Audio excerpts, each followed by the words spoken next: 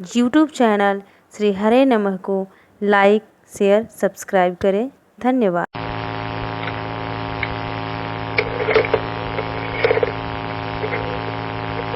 सत्य स्वरूप परमात्मा का हम ध्यान करते हैं। कैसे परम सत्य स्वरूप परमात्मा? बोले जन्माद्यस्य यतः अस्य विश्वस्य जन्मादि यस्मिन् इदं यतश्चेदं येन इदं य इदं स्वयं योस्मात् परस्मात् च परस्तम प्रपद्ये स्वयं ओम यस्मिन् सर्वं यतः सर्वं यः सर्वं यः सर्वतश्च यस्य सर्वमयो नित्यं तस्मै सर्वात्मने नमः। जन्माद्यस्य यतः अस्य विश्वस्य जन्मादि, जहां से इस विश्व का प्रादुर्भाव, आदि कहने में जन्म, कहने में प्रादुर्भाव और आदि कहने में पालन संचालन एवं व्यवस्था और सारी संहार इत्यादि सारी क्रियाएं, जिसको कल आप लोगों ने सुना विश्वोत्पत्त्यादि हेतवे, विश्व की उत्पत्ति इत्यादि के एकमात्र हेतु जो निमित्त कारण भी है, उपादान कारण भी है, ऐसे परम सत्य स्वरूप परमात्मा का हम ध्यान करते हैं। और जो अन्वय भाव से सब में अनुगत भी हैं और व्यतिरेक भाव से सबसे परे भी हैं, ऐसे परमात्मा का, परम सत्य स्वरूप परमात्मा का हम ध्यान करते हैं। अन्वय भाव से सब में अनुगत भी हैं, समाये हुए भी हैं, और व्यतिरेक भाव से जो सबसे परे भी साबित होते हैं, ऐसे परम सत्य स्वरूप परमात्मा का हम ध्यान करते हैं। सर्वरहित और फिर भी सब उर्पुरवासी, सदा सर्वगत सर्व उरालय, बसस सदा हम कहूं परिपालय। इस समय आपसे पूछा जाए, हे वृंदावन वासियों, इस समय सूर्य नारायण कहाँ हैं, तो आप लोग कहाँ बताइएगा? वृंदावन में बताइएगा ना। और इसी समय टेलीफोन करके, हेलो कलकत्ता वालों,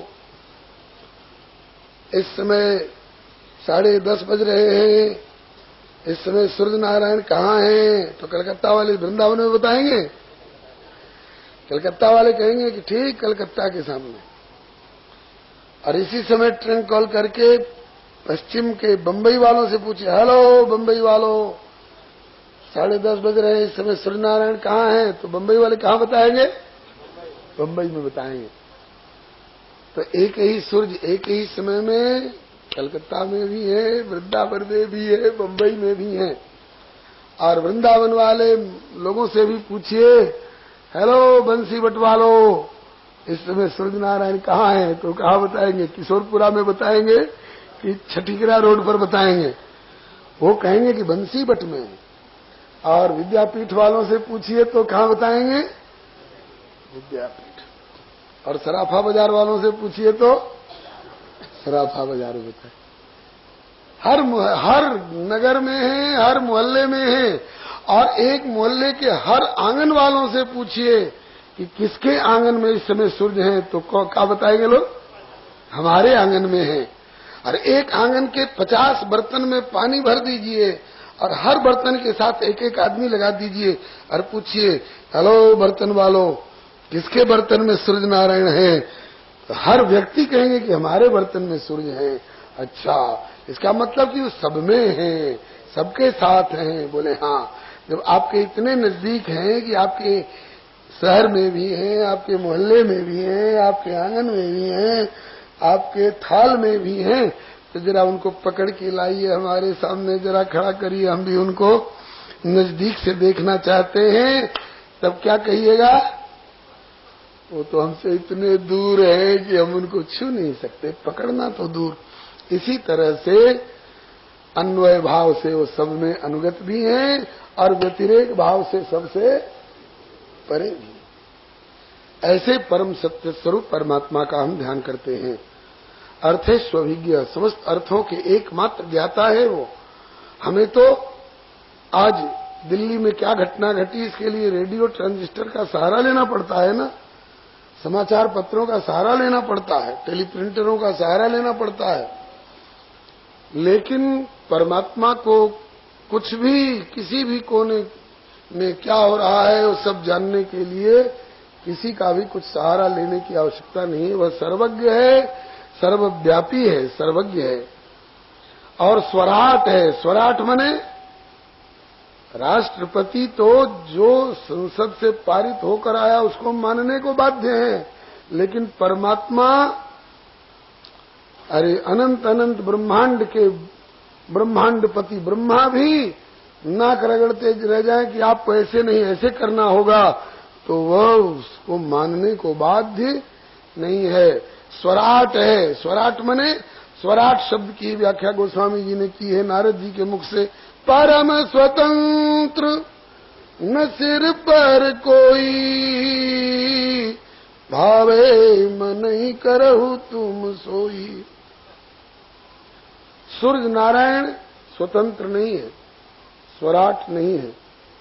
इन्हें तो उस परमात्मा के अधीन समय पर इतना बजकर इतना मिनट पर उदय होना पड़ेगा और इतना बजकर इतना मिनट पर अस्त होना पड़ेगा।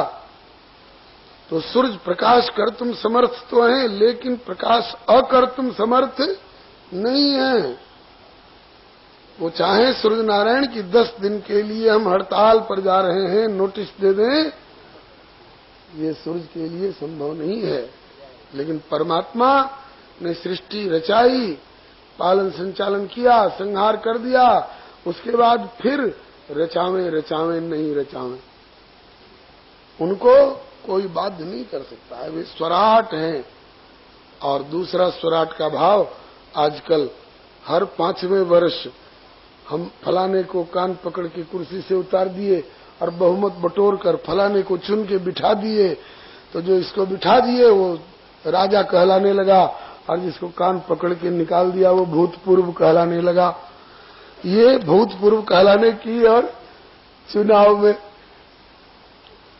सक्सीड कर जाने की झंझट भगवान के साथ नहीं है। कोई माने चाहे मत माने, उसके बारे में सारे संसार का बहुमत आप उसके खिलाफ जुटा लीजिए तो भी उसकी भगवत्ता सत्ता महत्ता में कोई अंतर नहीं पड़ता है। वह स्वराट है, किसी के द्वारा चुना हुआ भगवान नहीं है कि आज से हम सब लोग मिलकर बहुमत बटोर कर आपको भगवान के रूप में चुनते हैं कि आज से आप भगवान घोषित किए गए तब भगवान साबित होंगे। नहीं, वो नित्य सिद्ध स्वतः भगवान है। और मुह्यंत यत् सूर्य, जिसके संबंध में बड़े बड़े सूर्य माने विद्वान ज्ञानी लोग भी मोह में पड़े रहते हैं। वह क्या है, कैसा है, कब से है, कहां से है, कहां तक है, कितना है, इसके संबंध में कोई आकलन आज तक न कर सका है, न कोई कर सकेगा। हिमालय की सबसे ऊंची चोटी एवरेस्ट, उसकी ऊंचाई तेनसिंह बता सकते हैं। वेस्ट इंडीज का पता वास्को डिगामा और कोलंबस बता सकते हैं, लेकिन आकाश कहां से प्रारंभ हुआ है और आकाश का अंतिम छोर कहां है, कोई बता सका है? कोई बता सकेगा? नहीं। ये तो एक ब्रह्मांड के भीतर के आकाश की बात रही। ऐसे ऐसे कोट कोट ब्रह्मांड जिनके रोम रोम में लगे हुए होते हैं अंगूर के गुच्छे की तरह, उनका माप तौल, उनका आदि, उनका अंत, उनका ओर, उनका छोर कौन बता सकता है? वह अनादि है, वह अनंत है, वह अओर है, वह अछोर है। उनका अर्थ नहीं है और उनकी इति नहीं। मुह्यंत यत् सूर्य। अगर कोई कहता है कि मैंने उसको पूरा पूरा जान लिया, तो श्रुति भगवती कहती है कि तुमसे बड़ा मूर्ख दुनिया में कोई नहीं। अरे जिसको आज तक कोई नहीं जान सका, तुमने कैसे दावा कर दिया कि मैंने उसको जान लिया और पूरा पूरा जान लिया? जो असीम है, जो अनंत है, उसको उसका अंत नहीं जानना ही उसको सही रूप में जानना है। यस्या मतम तस्य मतम, मतम यस्य न वेद स, श्रुति भगवती कहती है। जिसने उसके बारे में अपना मत दिया कि मैंने उसको जान लिया, यहां से शुरू हुआ है और वहां तक है, फलानी तारीख से उसकी शुरुआत हुई और फलानी तारीख में उसका खात्मा हो जाएगा, तो कहते हैं कि मूर्ख तो बिल्कुल नहीं जानता है। तो उसी तरह से अपना विचार दे रहा है, जैसे किसी कुआं में पड़े हुए एक मेढक से पूछा गया संसार कितना बड़ा है, तो उसने अपना दोनों पांव फैलाया और दोनों हाथ फैला, कहा इतना बड़ा। अरे मूर्ख, उससे बड़ा तो तेरा कुआं है जिसमें तू रह रहा है। और ऐसे ऐसे कितने कुआं जिस पृथ्वी में, और ऐसी ऐसी कितनी पृथ्वी जिस आकाश में लटकी डोले, उसका तो क्या था बताएगा। सबसे कम उड़ने वाला मच्छर और सबसे अधिक उड़ने वाले गरुड़ जी, आज तक न मच्छर बता सका है न गरुड़ जी बता सके हैं आकाश का और छोर। काकभुसुंडी जी कहते हैं कि तुम ही आदि, हे गरुड़ जी तुम ही आदि खग मसक प्रजंता, नभ उड़ाही नहीं पावही अंता, तिमि रघुपति महिमा अवगा, तात कबहू को पाव की था। उसकी था नहीं पाई जा सकती है। स्वामी श्री विवेकानंद जी से भारत की दक्षिणी यात्रा में किसी ने पूछा, व्हाट इज गॉड, ईश्वर क्या है? उन्होंने बताया कि जितना हम जानते हैं वह, और जितना हम नहीं जानते हैं वह, समस्त का जो योग है वही ईश्वर। तो जितना हम जानते हैं उसकी सीमा हो सकती है, और जितना हम नहीं जानते हैं उसकी कोई सीमा नहीं। वह असीम है, वह अनंत है, वह अनादि है, वह अनंत है। तो उसको कोई नहीं जान सकता। बोले कि जान सकता है। कौन जान सकता है? बोले सोई जाने दे देव जनाय, जिसे वह जना दे वह जान सकता है। नायमात्मा प्रवचने न लभ्य न मेधया न बहुना श्रुते न जमई वेश वृणते तेन लभ्य तस्सेष आत्मा विवृते तनुम स्वाम। जिसे वह जना दे वही जान सकता है, और जितना जनावे उतने ही अंश में जान सकता है। हाँ, हम लोग गा रहे हैं तो कैसे गा रहे हैं? जैसे दूगो दाना लेके चिंटियो दुकान छान ली। किसी चेटी ने 2-4 दाने पा लिए चीनी के चाहे चावल के, और उसने एक दुकान खोल दिया, कहा कि हम आढ़त की दुकान खोल रहे हैं। अरे राम, इसी तरह से हम लोग चीटी की आढ़त खोल रहे हैं। हम लोग उसके बारे में पूरा पूरा कहां जानते हैं? सबसे अधिक जानने और बताने वाले 7 व्यक्ति हैं। उनकी सूची एक दोहे में दी है। शारद सरस्वती, शेष, महेश, विधि, आगम निगम पुराण।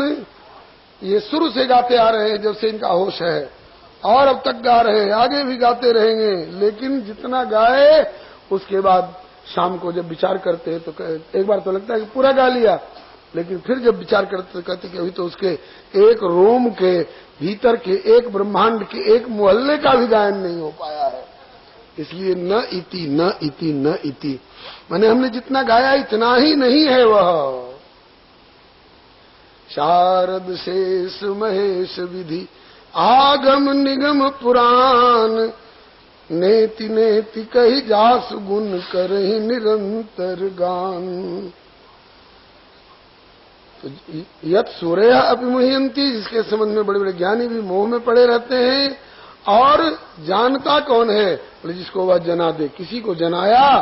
बोले तेने ब्रह्म हृदय आदि कवे, जिन्होंने ब्रह्म हृदय में मोह में पड़े हुए ब्रह्मा को चतुश्लोकी भागवत के द्वारा अपनी माया के, इस पंचीकृत ब्रह्मांडात्मक जगत के, इसके कार्य रूप के और इसके कारण रूप के सारे रहस्य बताए थे, तब ब्रह्मा जान सके थे। वह भी थोड़ा सा जान सके थे। तेजो वारि मृदाम यथा विनिमयो यत्र त्रिसर्गो मृषा। इस पंचीकृत ब्रह्मांडात्मक जगत में आकाश, वायु, जल, अग्नि, पृथ्वी इत्यादि 5 महाभूत सब में अनुगत हैं एक दूसरे में। जल में भी अग्नि है, अग्नि में भी जल है, पृथ्वी में भी जल है, जल में भी पृथ्वी है, आकाश में भी वायु है, वायु में भी आकाश है। इस पंचीकृत ब्रह्मांड के भीतर ये त्रिगुणात्मक सृष्टि जो है, ये यद्यपि ये अमृषा जैसी लगती है मृषा, लेकिन अमृषा जैसी लगती है। क्यों? बोले यत् सत्वात् अमृषैव भाति सकलम। ये मृषा होते हुए भी जैसे स्वप्नगत संसार, हमने सपने में सोने का मुकुट पहन लिया, राजा बन गए, राज सिंहासन पर बैठ गए, तो सपने का मुकुट और सपने का सिंहासन क्या सच्चा होगा? तो थोड़ी देर के लिए प्रकल्पित था। तो सपने वाला थोड़ा क्षणिक होता है, और यह संसार ये हमारा सपना नहीं है, ठाकुर का सपना है। तो इसमें थोड़ा स्थायित्व ज्यादा है, टिकाऊपन ज्यादा है, लेकिन ये भी जब वह संकल्प करेगा कि इसका प्रलय हो जाए तो सब जाने अपने अपने मूल कारण में विलीन हो जाएंगे। तो यत्र सर्गो मृषा धामना स्वेन सदा निरस्त कुहकम सत्यम परम धीमहि, जिनके निकट कभी माया जन्य मोह ममता अज्ञान रूप अंधकार जा ही नहीं सकता है, जिनके पास तमोगुण रजोगुण की कौन कहे, सत्वगुण भी जिनको कभी छू नहीं सकता है, ये प्राकृतिक 3 गुण जिनसे बहुत नीचे रह जाते हैं, ऐसे परम सत्य स्वरूप परमात्मा का हम ध्यान करते हैं। ये तो सृष्टि परक भी अर्थ किया जाता है, और अपने ब्रज मंडल के जो रसिक ब्रज लीला के अनन्य रसिक उपासक महान भाव हैं, इसी में जन्माद्यस्य से कन्हैया जी के प्रादुर्भाव की भी लीला का वर्णन करते हैं। और वहां की छोरी यहां ले आओ और यहां का छोरा वहां पहुंचा दो, तो ये आदान प्रदान वाली लीला भी इसी श्लोक में। और तेजोवार मृदाम यथा विनिमयो, तेजोवार मृदाम इत्यादि में तेज में अग्निपान वाली लीला का वर्णन करते हैं, और वारी में इंद्र के ऊपर विजय प्राप्त करने वाली गोवर्धन धारण वाली लीला का भी वर्णन करते हैं। मृदाम में मृद भक्षण वाली लीला, तो कन्हैया जी ने मट्टी खाई थी, एकदा क्रीडमाना से रामाद्या गोपदार का कृष्णो मृदम भक्षितवान मात्रे निवेदन, ये समस्त लीलाओं का भी इस श्लोक में हमारे रसिकाचार्य महान भाव दर्शन करते हैं। विशेष करके गौड़ी वैष्णव दर्शन वाले महान भाव लोग, श्री विश्वनाथ चक्रवर्ती पाद इत्यादि महान भावों ने इसका लीला परक अर्थ भी किया है। वैसे संसार भी भगवान की एक लीला ही है, लीला वैभव ही है। श्री हरे नमः। अब दूसरे ये पहले श्लोक में बताया, ऐसे परम सत्य स्वरूप परमात्मा का हम ध्यान करते हैं। दूसरे श्लोक में श्रीमद् भागवत का प्रतिपाद्य विषय क्या है, हम श्रीमद् भागवत में क्या वर्णन कर रहे हैं, ये श्री वेदव्यास भगवान निरूपण करते हैं। गोस्वामी श्री तुलसीदास जी से पूछा गया, इतना विशाल ग्रंथ रामचरितमानस, जिसको मूल पाठ करने में भी लोगों को 9 दिन लगता है, नवाह पारायण करते हैं गा गा करके, व्याख्या में तो वर्षों का समय भी थोड़ा पड़ जाता है। इस सप्त सोपानात्मक विशाल कलेवर वाले रामचरितमानस कहलाने वाले ग्रंथ में आपने क्या लिखना चाहा है बाबा तुलसीदास जी, आपका प्रतिपाद्य विषय क्या है, आप इसमें निरूपण क्या करना चाहते हैं चाहे। गोस्वामी जी कहते हैं, एहि मह रघुपति नाम उदारा, अति पावन पुराण श्रुति सारा, जेहि मह आदि मध्य अवसाना, प्रभु प्रतिपाद्य राम भगवान। भगवान का नाम रूप लीला धाम इसमें वर्णित है। भगवान के नाम का महत्व इसमें वर्णन किया गया है। इसी तरह से श्री वेदव्यास जी से पूछा जाए कि आपके इस 18,000 श्लोक वाली परमहंस संहिता में, इस 12 स्कंधात्मक ग्रंथ में, इतने विशाल ग्रंथ में आपने क्या निरूपण करना चाहा है, आपका प्रतिपाद्य विषय क्या है। तो कहते हैं कि धर्म प्रोजित कैतवोत्र परमो निर्मत्सराणाम सताम, निर्मत्सर संतों के द्वारा भी पालन किया जाने लायक प्रोजित कैतव परम धर्म का निरूपण इसमें किया गया है। परम धर्म माने भागवत धर्म, परम धर्म माने भागवत धर्म, भागवत धर्म माने भगवान की भक्ति। जैसे पत्नी के प्रति धर्म, पति के प्रति धर्म, बच्चे के प्रति धर्म, बाप के प्रति धर्म, राजा के प्रति धर्म, प्रजा के प्रति धर्म, मित्र के प्रति धर्म, शत्रु के प्रति धर्म, ये सब व्यावहारिक लोक धर्म है। और परम धर्म बोले आत्मा का परमात्मा के प्रति धर्म। धर्म से सहज स्वभाव और कर्तव्य दोनों का बोध होता है। तो इसमें परम धर्म का निरूपण किया गया है। और परम धर्म भी कैसा परम धर्म बोले प्रोजित कैतव परम धर्म, जिसमें से फटकार करके और कैतव को निकाल बाहर कर दिया गया है। जैसे आपके खेत में से, खलिहान में से अनाज आता है, अनाज की राशि आती है, तो उसमें कुछ धूल कचरा भी होता है, उसमें कुछ गेहूं चना के डंठल भी होते हैं, उसमें कुछ मिट्टी की डलियां भी होती हैं। तो उसको क्या किया जाता है, उसको सूप से फटकार करके, झटकार करके, और कूड़ा कचरा डली और मिट्टी और डंठल इत्यादि को बाहर के फेंक दिया जाता है और केवल खांटी माल सूप अपने भीतर रखता है। ऐसे ही कहा है, साधु ऐसा चाहिए जैसा सूप सुभाए, सार सार को गई रहे और थोथा दे उड़ा। ऐसे ही थोथा को उड़ा करके, और ग्रंथों में कुछ थोथा भी होगा, कुछ भूसी, डंठल, कंकड़ी भी हो सकती है, लेकिन श्रीमद् भागवत में फटक करके, बीन करके, चुन करके, बरा बरा करके, और खांटी माल है इसमें, खांटी माल है इसमें। भागवत धर्म प्रोज्झित कहितो, इसमें कपट का लेश नहीं है। कपट किसको कहते हैं? गुरुदेव बताया करते थे, पूज्य श्री भक्तमाली जी महाराज। श्री गुरुदेव भगवान की जय। कपट कहते हैं कि मन में कुछ और हो और वाणी से कुछ और कह रहे हो, इसका नाम कपट है। इसमें उदाहरण देते थे कि मन में तो है कि धन मिल जाए, पुत्र मिल जाए, पद मिल जाए, प्रतिष्ठा मिल जाए, स्वर्ग मिल जाए, हम इंद्र बन जाए, हम ब्रह्मा बन जाए। मन में तो ये है, वाणी से क्या कह रहे हैं? वो भी कहा भगवान के दरबार में क्या कह रहे हैं? बोले अर्थ न धर्म न काम रुचि।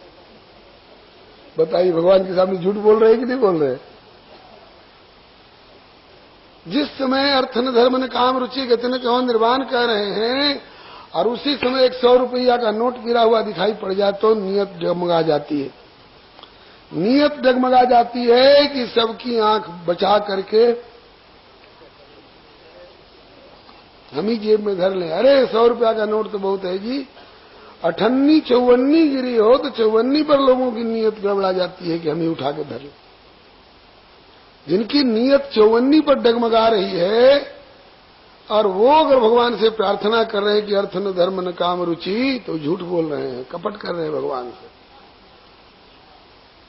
कपट कर रहे हैं। अगर मन में है तो साफ कहिए कि बल बुद्धि विद्या देहु मोहि हरहु कलेश विकार।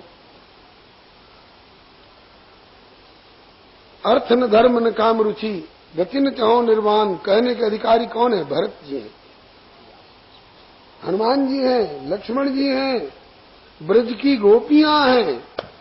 निज सुख दुख गोपी ना करे विचार, कृष्ण सुख है तो करे सब व्यवहार। अपने सुख की कोई कामना नहीं, वासना नहीं, प्रभु प्रसन्न रहे, प्यारे सुखी रहे। तत्सुखैक तात्पर्यमयी सेवा द्वारा उनको रिझाया जाए। ऐसा व्यक्ति, ऐसा धर्म, उसी का नाम है प्रोज्झित कहितो परम धर्म। हम भागवत धर्म का पालन कर रहे हैं, हम सेवा कर रहे हैं, पूजा कर रहे हैं, कथा कर रहे हैं, कीर्तन कर रहे हैं, किस लिए? कि हमें पैसा मिले। तो हम प्रोज्झित कहितो परम धर्म का पालन नहीं कर रहे। यहां तक कि हम मुक्ति की इच्छा रखते हैं कि कथा कहने से हमको मुक्ति मिले, कथा कहने के बाद इसका फल रूप में हमको मुक्ति मिले, अथवा सुनने के बाद इसके बदले में मुक्ति मिले। तो श्री श्रीधर स्वामी जी कहते हैं कि मोक्ष पर्यंतम अपि कापट्यम, मोक्ष तक की भी भावना जो है भागवत धर्म में कपट मानी जाती है। मोक्ष चाहते हो और कहते हो कि हम भागवत धर्म का पालन कर रहे हैं। नहीं, मोक्ष की भी कामना का जिनने निरसन कर रखा है। अन्य अभिलाषिता शून्यम ज्ञान कर्माद्यनावृतम आनुकूल्यन कृष्णानुशीलनम भक्तिरुत्तमा। प्रहलाद जी से पूछा जाए क्या चाहते हो? बोले कुछ नहीं चाहते। कुछ मांगो? बोले नहीं मांगते। नहीं मांगते हो तो आज्ञा का उल्लंघन कर रहे हो, भगवान की आज्ञा का उल्लंघन हो रहा। कहते हैं कि तो उल्लंघन नहीं होने देंगे, मांगेंगे तो मांग। क्या मांगते हो? बोले यही मांगते हैं कि अभी तो कुछ मांगने की इच्छा ही नहीं है, यही दीजिए कि आगे भी कुछ मांगने की इच्छा न हो। केवट, केवट है परम निष्काम। बहुत कीन प्रभु लखन सिय, लेकिन नहीं कछु केवट ले। जब कुछ नहीं लेना चाहेगा तब विदा कीन करुणायतन भक्ति विमल वर। भक्ति विमल मने प्रोज्जित कही तो परम धर्म। भक्ति विमल वर दे कहिए चाहे प्रोज्जित कही तो परम धर्म दे कहिए, एक ही बात। एक ही जगह दो व्यक्ति शरणागत हो रहे हैं, श्री हनुमान जी और श्री सुग्रीव जी। किष्किंधा की बात है, दोनों शरण में आए। को बोलो हनुमान, किस लिए आए? बोले आपकी शरण में आए हैं। तुम सुग्रीव? कहा कि हम भी आपकी शरण में आए। सुग्रीव किस लिए शरण में आए हो? कहा कि इसलिए कि हमारी खोई हुई पत्नी मिल जाए, इसलिए हम आपकी भक्ति करना शुरू किए हैं कि हमारी गई हुई राजधानी मिल जाए। बोले मिल जाएगी, लेकिन तुम सकाम भक्तों में आ गए।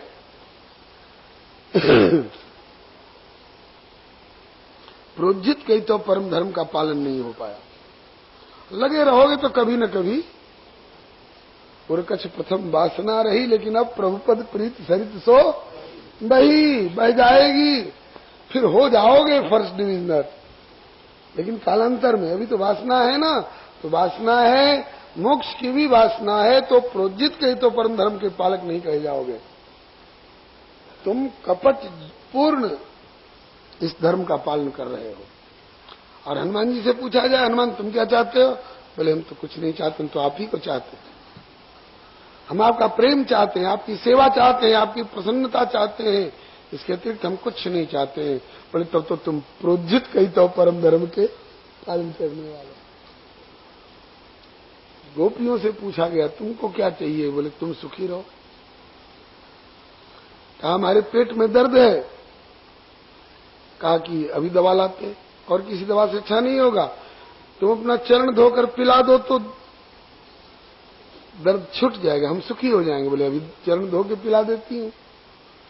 कहा कि मैं जगदीश्वर हूं, तुम जीव हो, मेरा चरणोदक शिव जी लेते हैं, और तुम अगर तुम अपना चरणोदक मुझको पिलाओगी तो मेरा तो दर्द छूट जाएगा, लेकिन तुमने जगदीश्वर को पर अपना चरणोदक डाला है, इसलिए नरक जाना पड़ेगा।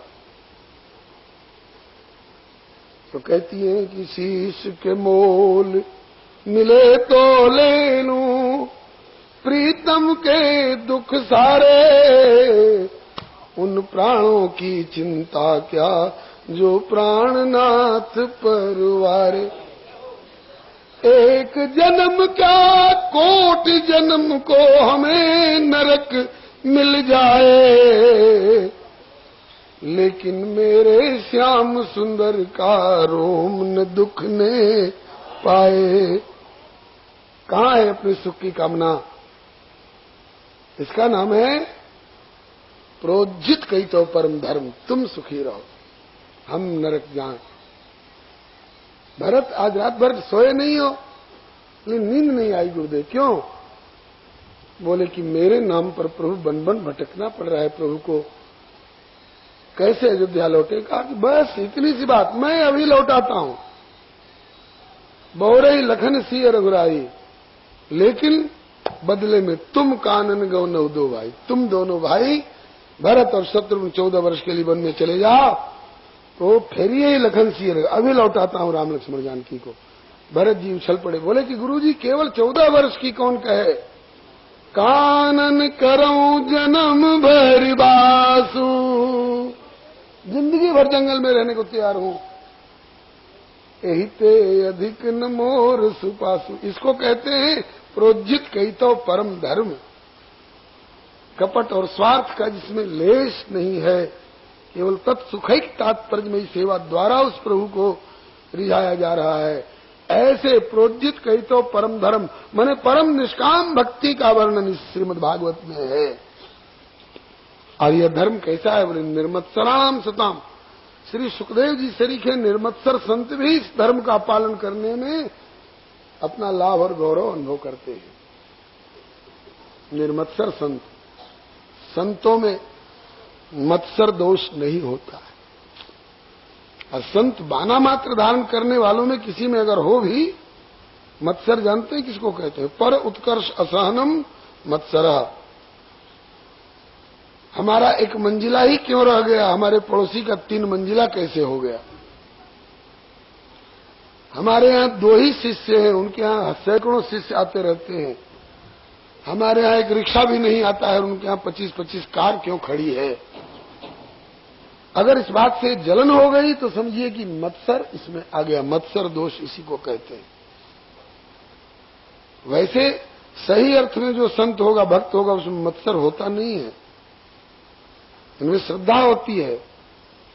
हम तो 1 ही लाख नाम रोज जपते हैं, और खबर मिल गई कि हमारे पड़ोस वाले महाराज जी 3 लाख नाम रोज जपते हैं, तो जलन नहीं होगी। मन में आएगा कि चल के उनके चरण चूम लूं, ताकि उनकी कृपा से मैं भी 3 लाख पर पहुंच जाऊं। और कदाचित कोई मत्सर वाले हों भी, एक दूसरे को उनका 5 मंजिला बना तो हम 13 मंजिला बनाएंगे। उन्होंने 74 फुट की मूर्ति ऊंची बनाई तो हम 101 फुट की बनाएंगे, होड़ लगा करके। इस साल के